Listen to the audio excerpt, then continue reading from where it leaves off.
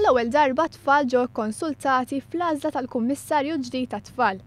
Permezz ta' din l-opportunità qed tingħata vuċi lit-tfal Maltin u Għawċin. Dan stqarritu l-Ministru għall-Familja u s-Solidarjetà Soċjali Marie Louise Coleiro Preca wara li l-ġimgħa l-oħra kien iċċelebrat il-Jum Internazzjonali għat-tfal. Hija fissret kif din hi okkażjoni storika fejn għall-ewwel darba it-tfal ingħataw vuċi fl-għażla għall-Kummissarju tat-tfal li s-soltu ssir biss mill-Prim Ministru. Għaldaqstant din kienet opportunità unika biex ikunu proprju tfal li jgħidu huma xi kwalitajiet u valuri jixtiequ jaraw fil-Kummissarju li jirrappreżentahom. Madwar 350 tifel u tifla minn skejjel tal-Istat indipendenti u tal-Knisja inqasmu f'25 workshop differenti li ma' workshops kienu mmexxija mill-għalliema tal-PSD. L-etajiet ta' dawn it-tfal ivarjaw bejn id-9 u 17-il sena. Tkellimna ma' tnejn mit-tfal dwar x'jaħsbu li għandhom ikunu l-kwalitajiet tal-Kummissarju tat-tfal. Naħseb li jista' tkun rispettuża lejn it-tfal tieħu paċenzja bihom.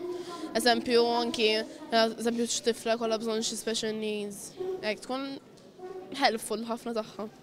Tkun fun. Pereżempju tkun ħadmet bħala teacher jew PSD teacher qabel ħalli jkollha iktar esperjenza mat-tfal, tkun taf tikkomunika mat-tfal u tkun ferriħija.